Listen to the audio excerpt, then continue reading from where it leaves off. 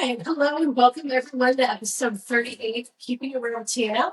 I am Coach Lori here with the Unstoppable Coach Ty, and today we're going to discuss diabetes. Absolutely.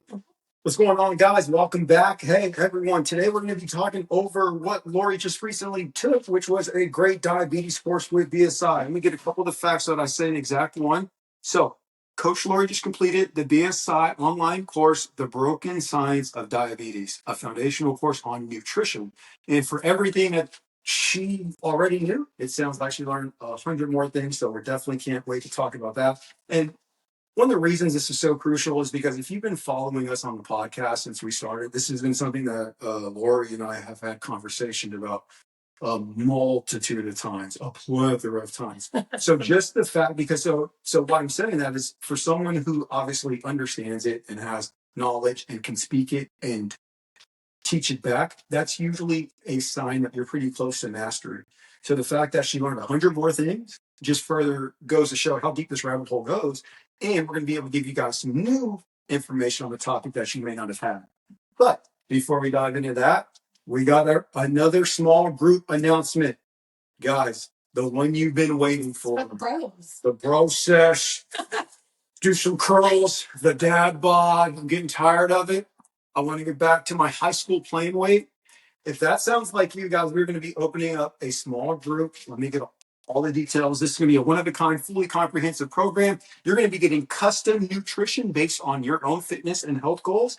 And not only that, we're going to be focusing on losing the gut, building up muscle. We're going to be talking about ways to increase your testosterone and figure out if it may be low.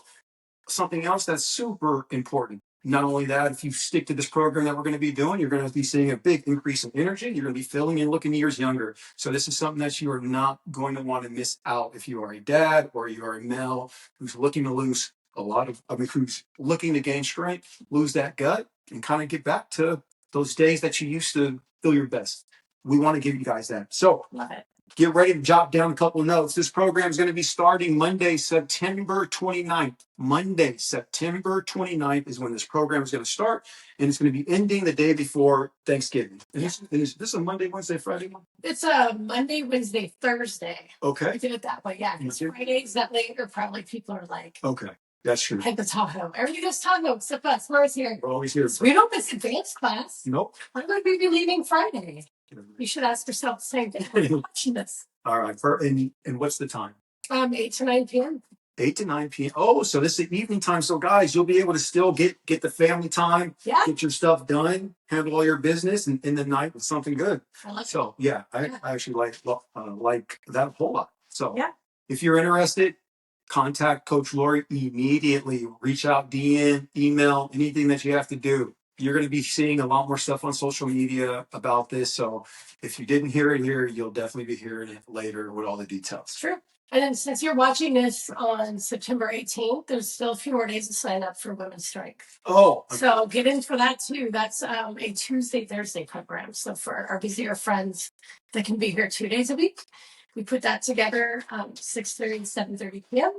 2 spots left. So let's fill it. Okay. So I'm excited about all of these things, like the Women's Strength we have going now. Amazing results. We're actually going to have her on the podcast next week. So you're going to hear from one of our small group specialty program participants a week from the day you're watching this. We've had major weight loss, just amazing stuff happening in the Once in a Lifetime Weight Loss Challenge. A lot of you probably saw the post about Lito. We're so proud of him. He has a lot going on. He's good. Yeah, he's looking good. So, all right, you came here for diabetes talk, not to get diabetes. If you came here for diabetes, like a buffet of dinner, let's go. The first part, I'm just going to go verbatim. I'm just going to read a little blurb from the course itself so you can kind of hear what it's about and remind everyone that anyone and everyone can take this. It's like $150. It's the cheapest training I've ever had and probably the most extensive, and just like so much information, and creates a whole new level of understanding about why we're learning what we're learning, why it's important, and how to shatter the things where we thought were the way of eating that actually led to this just horrible diabetes. Okay. It's crazy.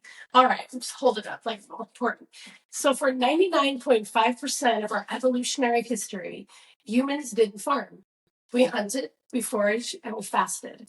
Our diets were built on what we could catch or gather. Animal fat, protein, fibers, plants, occasional fruits and nuts. Carbohydrates were seasonal and sparse, not a staple. So think about that. Like, that's wild because how we eat today or how we're told to eat today is like that Completely opposite. night and day, right? So archaeological and isotopic data from pre-agricultural societies show that early humans were heavily reliant on animal foods. Stable isotope analysis of Neanderthal bones, for example, suggests a diet closer to that of top-level carnivores. Look at me, look at us, back to our roots right there. These humans had high protein and fat intake and virtually no chronic disease as we know it today. The shift came roughly 10,000 years ago with the advent of agriculture. Grain cultivation transformed human societies and human bodies. We began relying on dense carbohydrate sources, wheat, rice, barley, corn. These foods were storable, scalable, and ideal for population growth. But biologically, they were foreign. So, So that's a lot, right? But we're starting off with that. so basically, the reason that this is kind of crucial because it basically tells us how we were intended to eat. Yeah. Which is crucial because it sheds that light, and it basically it's like, look, until agriculture came into the picture, basically paleo was the way that humans survived for since the beginning of time. Yeah. And so one of the reasons that this is important or something to keep in mind is because it goes to show how the human body functions naturally and at its best. There is a very big difference between, as we say, sickness, wellness, and fitness.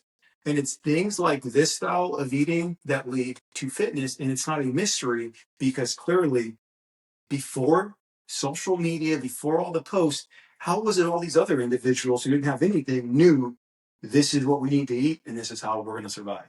Yeah. So clearly that's the way. And like Lori said, as opposed to us doing research, we chose to see if this was true and see how a body in 2025 would respond while eating that way. And as you can see, the results make perfect sense. And something else that we don't talk about is obviously during that time too, one of the other reasons probably why they were able to consume fruits and nuts and not really deal with the issues is because every day they had to get up and get moving. They couldn't just sit and be like, well, I have to go and hunt for about 3 weeks. No, that's not how it worked. So obviously they were basically eating and burning, eating and burning. I need these healthy foods. They allow me to track animals. They allow me to feed my family. They allow me to do what needs to be done and live a life where I have the energy to do those things. A lot of you guys probably have never had to go out and actually hunt an animal. I'm not going to go too far, but I used to hunt a long, long time ago. And I would tell you there's nothing like having to literally stalk an actual deer. Not only that, once you actually get the deer and do what you're supposed to do, you then have to fill, dress it, and carry it back out. It's a lot of work. So I can't imagine somebody trying to do that with a mammoth or any other animal and not be in like tip-top shape to be able to not only track this thing, but to have the strength and the ability to take its life so that you could feed off of it. You can't be a fat, sloppy individual accomplishing something of that nature. So that further shows that food led to performance as well as feeling good. Yeah. It's true. Exactly. Yeah. Right. I used to think of like bears before they hibernate on berries and honey. They carb load. Oh. To stay fat and sleep. Yes. But they don't eat like that all year. They don't eat like that all year. But then these people that are just like, hey, these berries are keeping me alive until I can get my next meal. It keeps that on the body, right? Like I'm just laughing too because I'm about to say most humans just live in bear hibernation mode all year round. Or it's like, well, I don't have to sleep or do anything, but I'm about to stuff this down my mouth, so I'm feeling good. I'll be sleeping good no matter what. But that's a great point. Like even bears know this isn't how we live all day. Yeah. This is like a one-time cheat meal, and then I'm back to normal. Yeah. Yes. Yeah. And what's crazy is Gen Z and everyone watching this is like, why did they just call DoorDash? Yeah. I don't really feel like this right now. It's fucking cold outside. Cold, snowing. Oh, I'm so hungry right now. Life is Walk to the kitchen. What? Whoa. Child abuse. Conference rolled up. It's like, oh my God. Okay, so back on topic, but we can't be too serious. But I was thinking about this. So we have this industrialization of food. Let's fast forward a little bit. What comes out of that? What starts becoming important? Sugar. What is this delicious substance that I'm like, hey, instead of like, corn or rice, which to me sounds really sweet because I don't eat it, but all of a sudden there's like sugary foods and let's take these grains and make bread with honey in it and all this stuff. And so, it's a key driver in metabolic dysfunction. And so our body's never built for meat, vegetables, nuts, and seeds. A little bit of starch. The starch. Tiny bit of fruit, no sugar, no seed oils. They're like, what's up with this delightfulness that makes holidays very different, right? So then, Industrial Revolution obviously supercharged sugar consumption. The Industrial Revolution did a lot of things to kick down our health. That's a whole other episode. It's crazy. But the introduction of cheap cane sugar, followed by high fructose corn syrup in the 70s, drove unprecedented spikes in per capita sugar intake. So here's another verbatim quote. By the early 20th century, physicians began noting a pattern. Diabetes was exceedingly rare in populations without access to processed sugar and flour, but rising rapidly in westernized societies. What? I see that today still too, right? Yeah. So in 1924, Dr. Elliot Jocelyn, a pioneering diabetes specialist, called diabetes a disease of civilization. Wow. That's intense. And so he's not lying, because truthfully, this whole entire processed foods and sugar, if not for the Industrial Revolution, I'm sure that probably would have came at some point, but it wouldn't. None of the things that have happened would have occurred. And we'll explain why. It's actually simple. And it wasn't that there was some crazy Wizard of Oz in the mix trying to ruin man, but with the advancement of technology during that time, it made for easier access to sugar. So you have to think, during this time, we began to build steamboats and railroads, which allowed us to basically ship sugar from the Caribbean here and then get it out all over the place. Something that couldn't have been done prior to the Industrial Revolution. Not only that, we now have factories where people are like, okay, we've learned how to manufacture steel, we've learned how to manufacture clothing. Why not see what else we could begin to manufacture in large scalable amounts? And so that's when, around that time, there was a lot of the creation of canned biscuits, the creation of like jams and all of these things. And these are all sugar packed things. And obviously, much later on, not directly with the Industrial Revolution, but in that time, we also had the invention of what we call pop and soda drinks and all these other things. And so, like Lori said, prior to that time, diabetes and chronic disease was not something that was as prevalent. And we could literally chart to the one thing: sugar being picked up, manufactured throughout the US world, and the change in the health that happened instantly. Like, you can't take that back. That's a clear track of how health began to shift. And that link is directly to the advancement of technology. Now, the other thing that we don't really talk about is, at that time, there was children in the factories. And the fastest way that the factory owners learned to keep the children working was to give them treats. And this then caused what we call intergenerational sugar addiction. Imagine you're an 8-year-old kid on the factory line, and a boss who's a grown-up comes and, hey, son, you want to get big and strong? You're going to have to eat this and to keep on working harder. He's probably hitting my shoes, but I don't know. But still, yeah, something sweet and good. Yeah, and so this cracked out. Yeah. So this kid is now takes that first bite. Yeah. Energy rises naturally. No child knows why. Why do I feel this good once I've had this? And they literally start to think, oh, this is going to help me work hard. It's going to make me big and strong. Every time I eat it, I tend to feel good. And now their whole entire DNA is being changed as they're growing up with the introduction of this, because that was not in their parents' diet. And now their children are going to be dealing with what came of that, which is the generation that you're looking at right now, which is us and going down the line. So you can literally shape all of this to that one time and that one ingredient. Yeah. Sugar. It's wild. It is. It makes me think of modern day school, which to me is like the prison system. I can liken it to that too, public education. But the point is, when the teacher wants to reward you, you get a treat. When they're just like, everybody just shut up and in your break, here's a treat.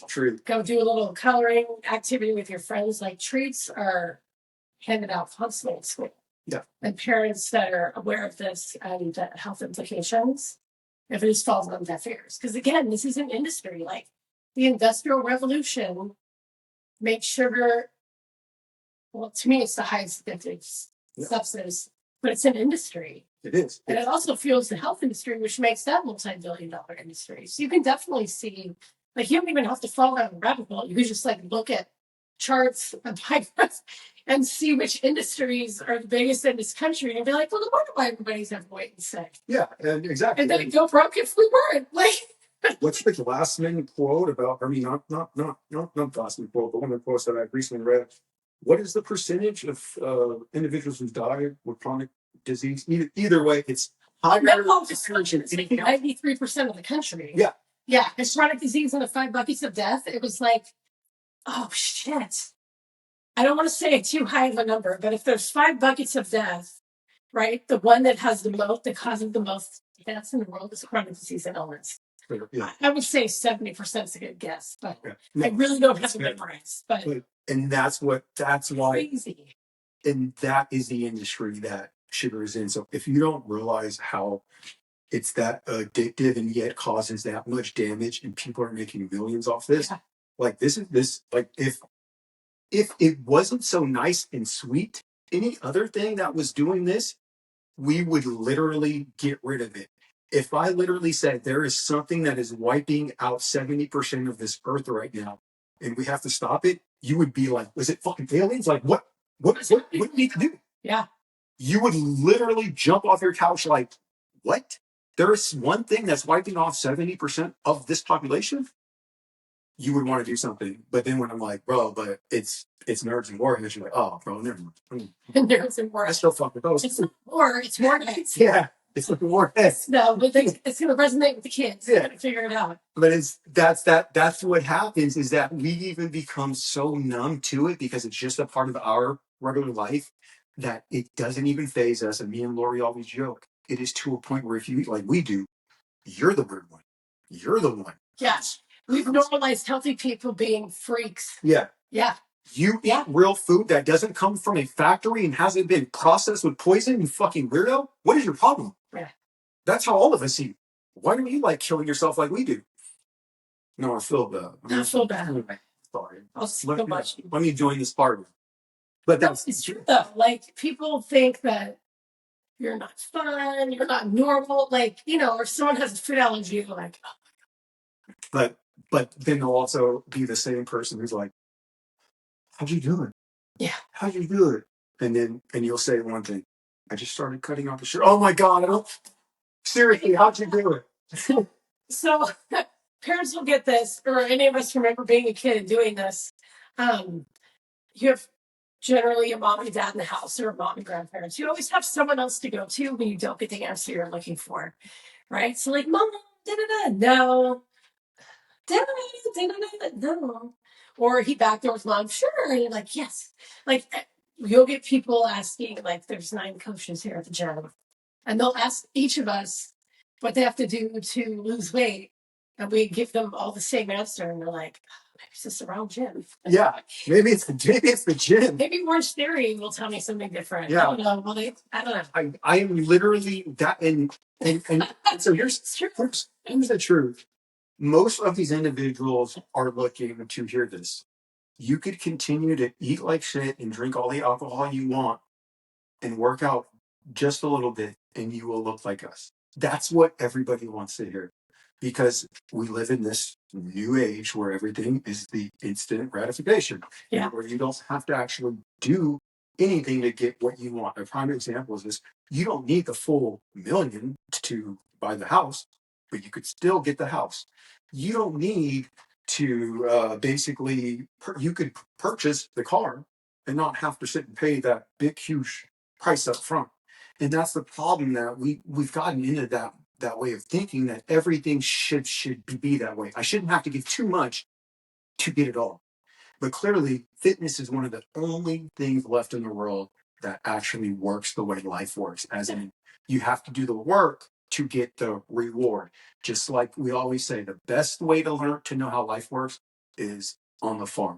You have to plant a seed, give it time, nurture it, and in time you will see something amazing. Yeah. But you never plant the seed and go out the next day, open it up and dig it up. Where the fuck is my 10-foot cornstalk? I just planted this yesterday. It's supposed to be here by now, right? Right. It's good day. Yeah, like and because since people don't get that result, then they quit, and then they begin to look for these little yo-yo diets, which eventually lead them down this road of what we're going to talk about, which is either you're going to probably end up with type 2 diabetes. But I will let you get back on track. Maybe this is all good stuff. I was just thinking too, we'll get to this at the end. It's just a little bit. It's at the end. Don't let me forget, because getting old now. I'm just kidding. Clock's going backwards with me. We're not going to lie about it. All right. So the difference between type 1 and type 2 diabetes. So one thing that I learned straight out the gate in this is that type 1 diabetes is autoimmune. And you can ask Tim. I was like, it's autoimmune? I remember you told me that. Yeah, I told you that. And I was like, then why are we not reversing it? Because all autoimmune diseases can be reversed. So then we talked about this too. I went back and forth because there's an actual Discord private chat for people taking this course to talk to one another. And I was like, should I ask the question? I don't want to be stupid. It took me a while to have the nerve to ask the question, because anyone that I've ever met with an autoimmune disease, including myself, it's been reversed. If they put in the work and do what I say, we get it fixed. We get it handled, right? And I was like, it's been wild. It's a great ride. I love it. So I asked a question, and Pete is brilliant. And he was like, that's a good question. Yes. And there's people working on this and X, Y, and Z. And then I learned more. It's like the beta cells stop producing in the pancreas. I was always told, oh, type 1 diabetics, their pancreas like die. They're like, don't work anymore. No, it stops producing a certain type of cell. That's what makes you not make insulin anymore. So people that find out earlier before it is too far progressed have a better chance of being okay, right? Because we understand insulin and glucose and what the body's doing and how to not need to produce so much because we manage that through what we eat, right? So straight out the gate, that was crazy. I did not do that. I'm going to read this to you verbatim. An autoimmune condition, type 1 diabetes, results from the destruction of pancreatic beta cells, the insulin-producing cells. That's what they are. This condition was historically fatal, managed only by near starvation diets until insulin was discovered by Banting and Best in 1921. Insulin therapy revolutionized treatment, turned fatal disease into a manageable one. So again, the starvation diet. So they're keeping food out to manage glucose, but had they just known to keep carbs out and sugar, it would have been a different story. That's even it has to be that. 1924 was when Dr. Elliott's like, bruh, this modern civilization became people. And I was like, they were so close to figuring it out. To cracking that code. Yeah. And not only that, they'd have been, obviously, there was probably a lot more near starvation, because at that point we still hadn't mastered processing large amounts of meat, large amounts of protein. Like, we were still building out a nation and still doing things that would have been able to probably make type 1 something that everybody could cure. And that's wow. That's right. Yeah, no, it's and like I said, like this is the great info here because this is one of those things where I always had to stop.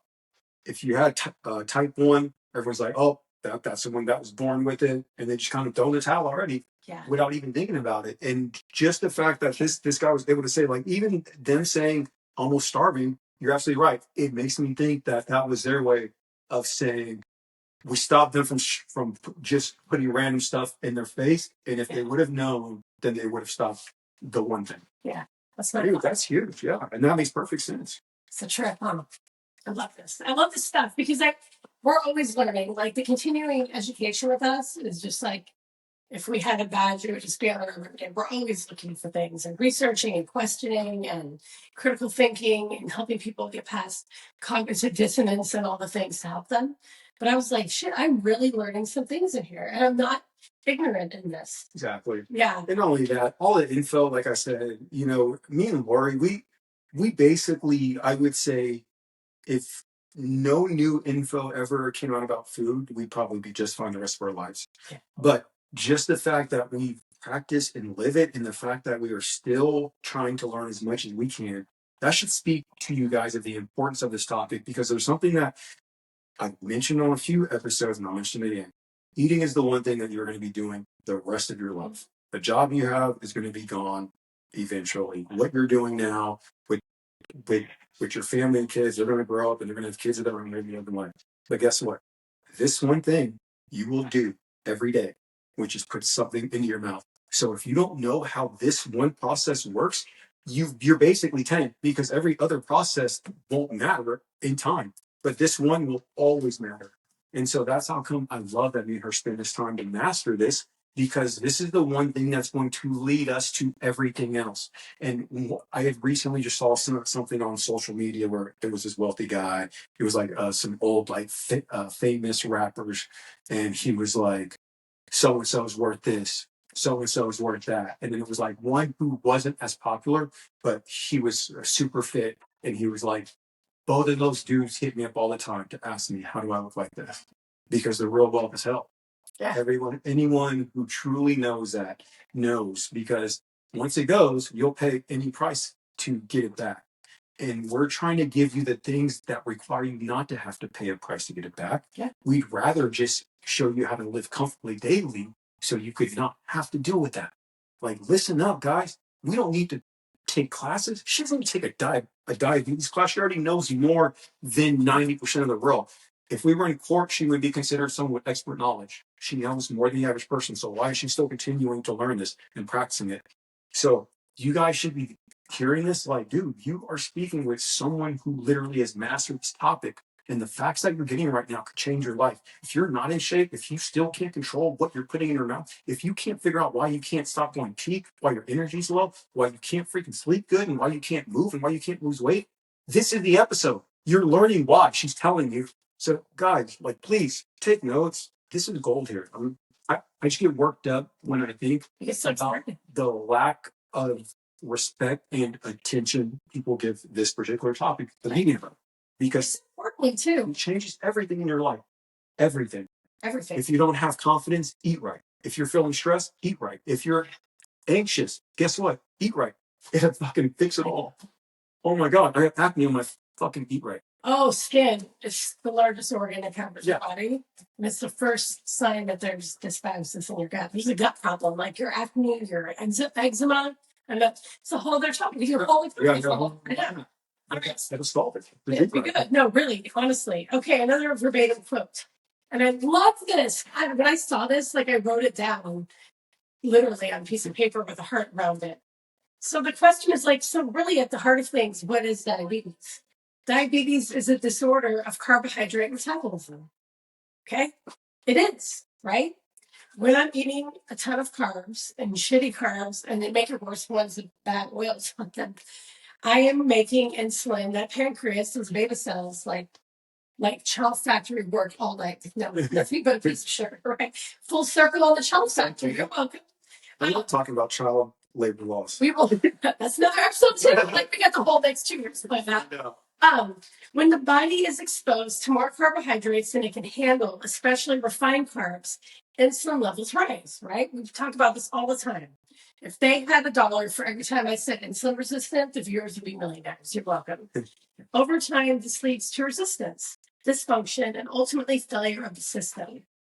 The standard of care continues to miss the central truth. This fucking irritates me because everyone I work with with diabetes, I help, and the standard of care is what keeps them sick until they find me. Okay. Rather than treating the underlying metabolic problem, it often fuels it. So let's think about this. I eat carbohydrates, glucose, we'll call blood sugar spikes, insulin spikes to get the blood sugar out of my blood. And what do we normally do? We normally just store it as fat. Whatever we can't use for energy gets stored. And then we get heavier from that. We get mad, right? So over time of constantly spiking insulin, the cells are no longer sensitive to insulin. They're resistant. So they're like, it's going to take at least 7 locksmiths with a ton of keys to open this cell. We're totally keeping it out. And then the body produces more and more and more. And then I ask you for your fasting insulin number. I get it. I fake because I didn't know the number went that high. I'm like, you're insulin resistant. You are on the gateway drug fast track to diabetes and all metabolic diseases that come from that, right?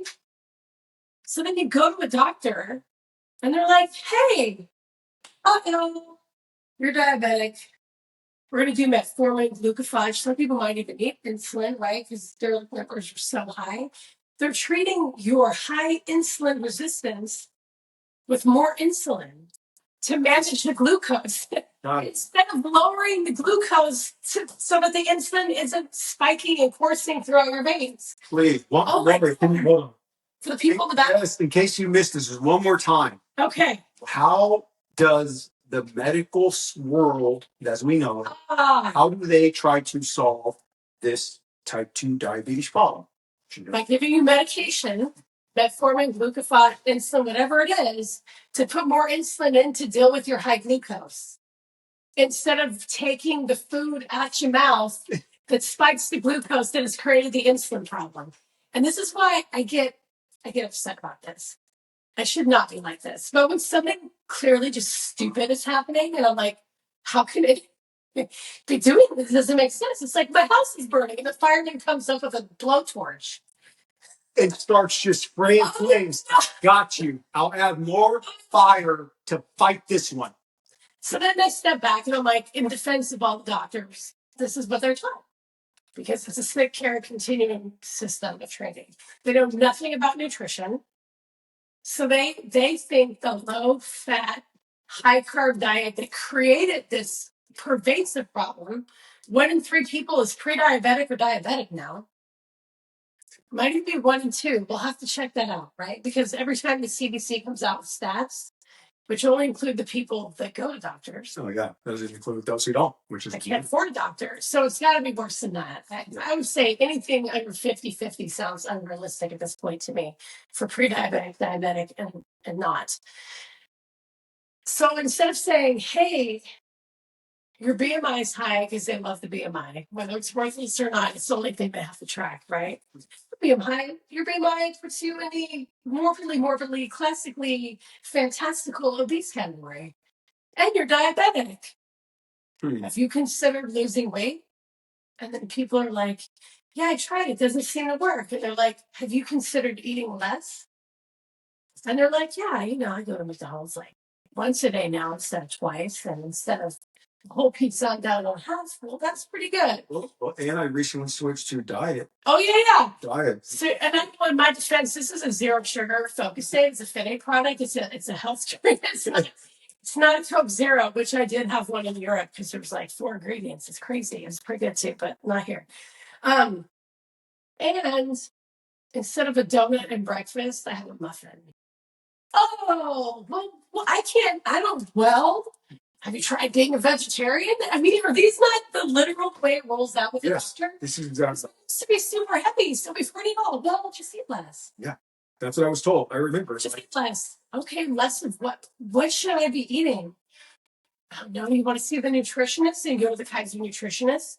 Have you considered being vegetarian and upping your grains and lowering your protein? Well, I mean, I'm allergic to wheat. Oh, well, just be a vegetarian without wheat.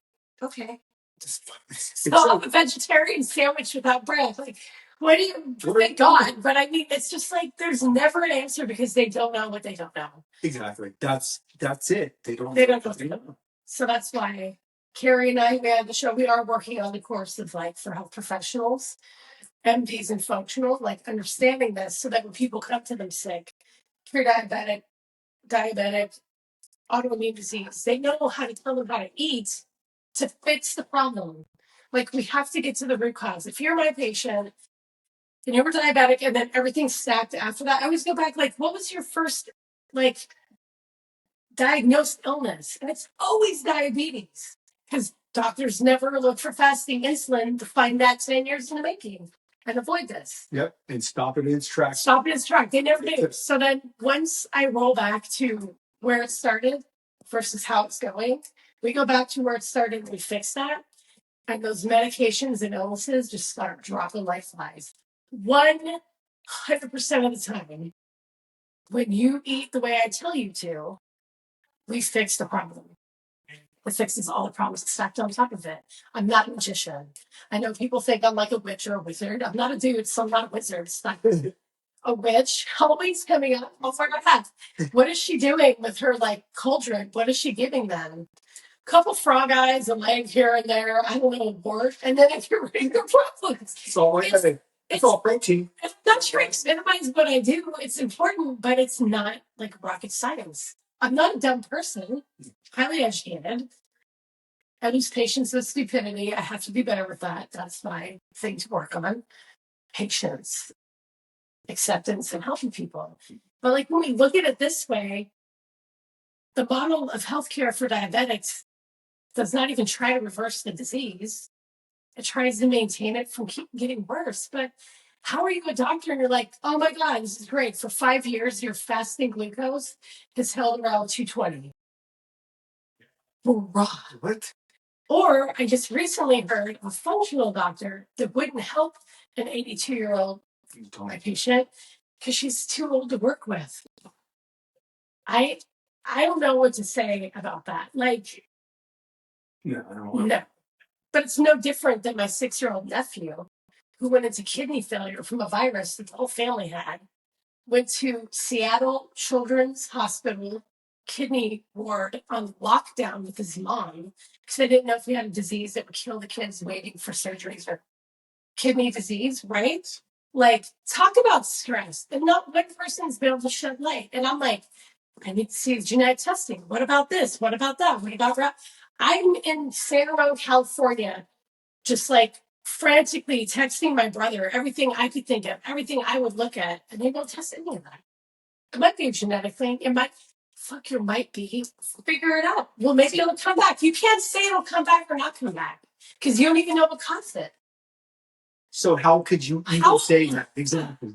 Like, hey, these fucking black dudes came over, they kicked your door down, and they robbed your house, and you got no leave. I know you say it happened, and they might come back. I don't know what you're to fucking do or how we're going to help them. I mean, they go to public. It was an isolated incident, but they know.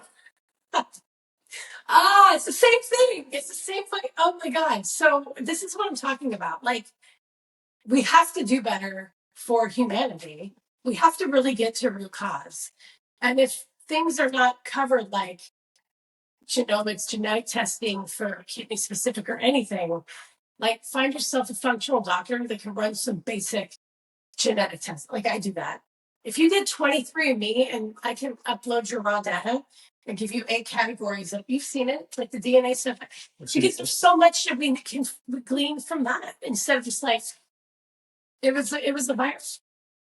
Fucking virus was it? We don't know. Okay, so what's the government working on in a lab that might have leaked out? Like at some point, something caused that. And there's a family 4 that gets sick, and the 6-year-old ends up like in kidney failure and is still on blood pressure medication. I know I'm gonna have a stroke. You see the veins coming out of my thin face right now? Like it's like, but this is my point. Like, if you are diagnosed with something, osteoporosis, diabetes, autoimmune thyroid disease, multiple sclerosis, ever watched a guy managing that without falling the shit? It all comes back to root cause, and it all comes back to metabolic dysfunction. Even cancer, We said it. It's true. Yeah. I mean, get up on the research on that. If cancer is really just a genetic disease, for all the hundreds of trillions of dollars we've poured into it, why do more cases pop up every year or more people die? What tree are you barking up, and when can we bark up a different one? On a grander scale. And what lies have you been telling the rest of us? Yeah. Think that it's wild. That happens. Yeah, I just love skin in these games. Like, I mean, honestly, absolutely, we should not continue down this road. So type 2 diabetes is not a lack of insulin, it's an overabundance of it. So stop treating it with more insulin. Get to the root cause, which is the food you're putting in your mouth. And there's nothing, you can work out 6 to 7 days a week like we do on average. And you're not going to be healthy if you're not eating right. Exactly. Once you're out of metabolic dysfunction, like I had insulin resistance. I was never pre-diabetic, but at least 2 times looking back in my life where I've known to test, which doesn't count the time I had fertility issues from it in my late 20s, I knew how to roll it back. But what happened when COVID hit and I fell shit and gained weight? It came back again. Perimenopause is a huge driver of that. Even without that, I would have been the gluten-free cupcakes when I was sad and chunky and not giving a shit. It came back. It comes back. You don't reverse diabetes and go on a bender and fucking Harry sauce, bro. Let's go. Look at all those pastries. You just can't do that. Like, you can enjoy certain things once in a while when you're out of metabolic dysfunction, but only 7% of people are in that category. Yeah. So you're watching this and you're likely not one of them. We've only just gotten to hit this category. Yeah. We've worked on it. Like, you just have to understand the power of food for good and bad, right? Yeah. I don't know. Lori hit some huge points out the park here.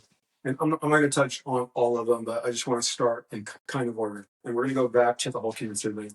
So one of our members here, I'm not going to name names, she recently had cancer. And she's someone who literally, once she finally chose to tell us, we obviously gave her some great advice and just about how to eat right and how to make sure that it doesn't come back, because it was a pancreas cancer, I believe.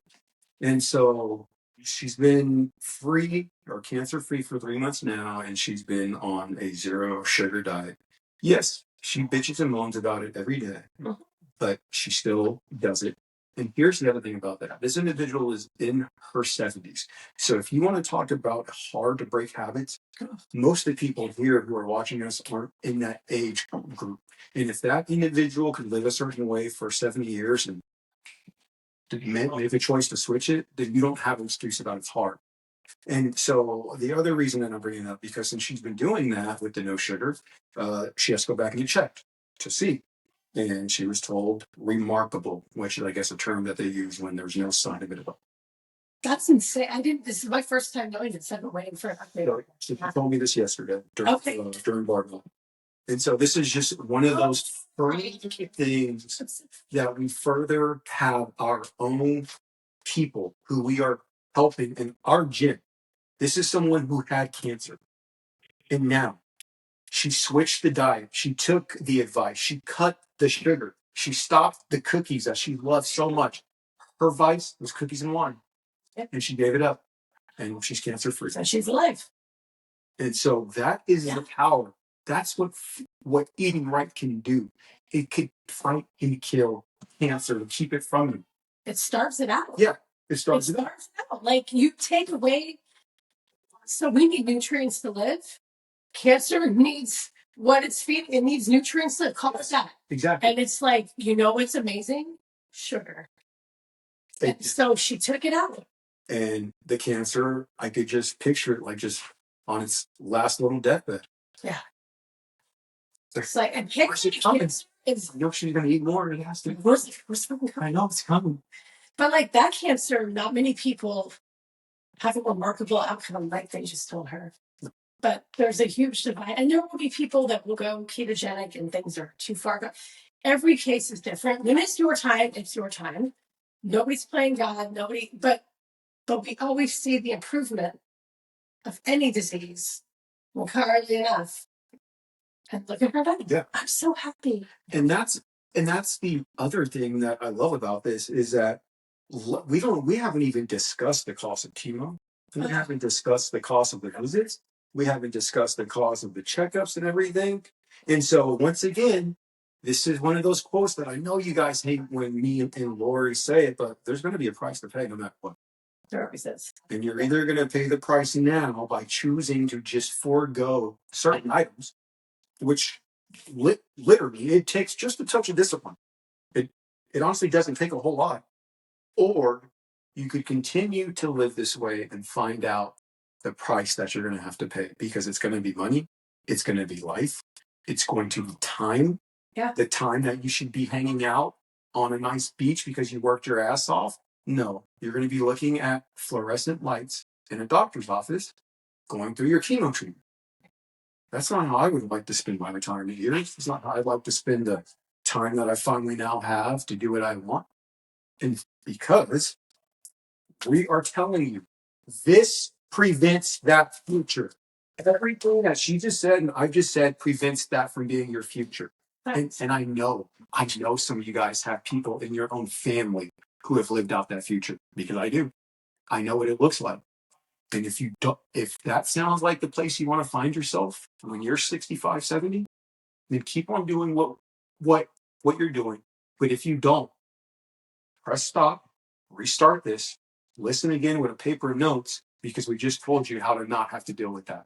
That should be a freaking price that you should just pay us here, but yet still, it's free.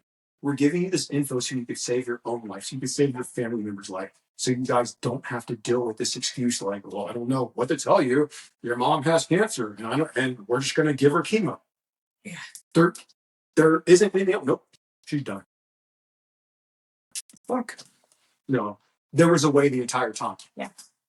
And you know what? With her case, oh God. She got her shots left the country, came back, and it was stomach issues. And I asked repeatedly, have they tested everything? Like, yeah, because she finally came to me to help heal her gut. Because I do that like in a coma at this point. So I don't even have to be conscious. You're just like, it's like typing every script, go get the supplements, call me in 2 weeks, you'll feel better. And it wasn't working. And I'm like, are you sure? Your pancreas, they've tested everything and nothing's wrong. Then she was gone for a few weeks. And then you told me it was pancreatic cancer. And I was like, nothing in the gut would have helped the fucking we could have gone a whole different route 2 months ago. Ketogenic, pancreatic enzymes, beefing up as much protein and fat she can get to build her body back. She was amazing at it. Again, 3 colonoscopies was not what you needed to do. This is scary too. Yeah, it's hell scary because there was no one to advocate for her. We thought we knew everything that was happening, but she's very secretive about stuff and doesn't like to stress people out. So yeah. And so I just want to vouch because I was actually there when some of these things were taking place. So Lori did mention that, because I remember this individual, I spend a lot more time with her than most. And so I remember every doctor that she went to and everyone who couldn't figure it out. And I could say that I remember sitting in the office with Lori and Lori saying, dude, have they done any have they done any checks? So how is it that somebody who doesn't have doctor at the start of her name was able to solve something that 3 people who do have it in front of their name couldn't solve? They literally just sent her up to the altar to damn near sacrifice. Yeah. Well, we can't fucking help you. Probably will sweat work. It could be cancer. We'll start chemo. And it's like, what? Like that's basically what it was. And it's like, holy cow. And you said it. I could say it. This was a year ago.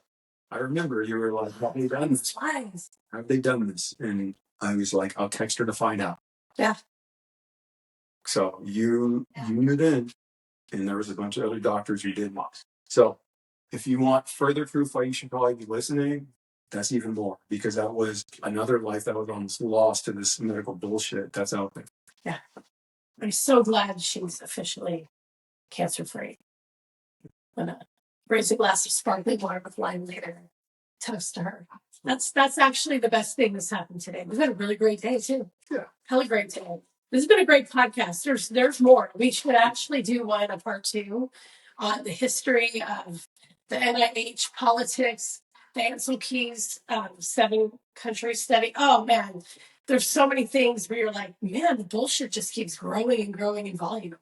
And you'll see, like, when politics enter the chat in health, why things go south so quickly, right? Like, it's a little crazy. Good things are happening. Good changes are happening, be it small or not. They're happening, which is great. And today we really hit the nail on the head. Like, if you're a diabetic, you don't need the meds to give you more insulin. That's the problem you have that made you diabetic. Change your food, change your life. And then avoid bigger catastrophic diseases coming from that. Like, to me, if I were diabetes is devastating. I used to say I'd rather be dead than diabetic. Oh my God, I don't deal with that. And the whole time I was just like flirting with it, with insulin resistance, until I finally figured out what that was on my own, because not a single doctor wants that. Sure. Yeah, ever. That's what's so crazy. And you're right, because and you're the one who figured out and solved all of your stuff. So I'm going to tell you guys basically this.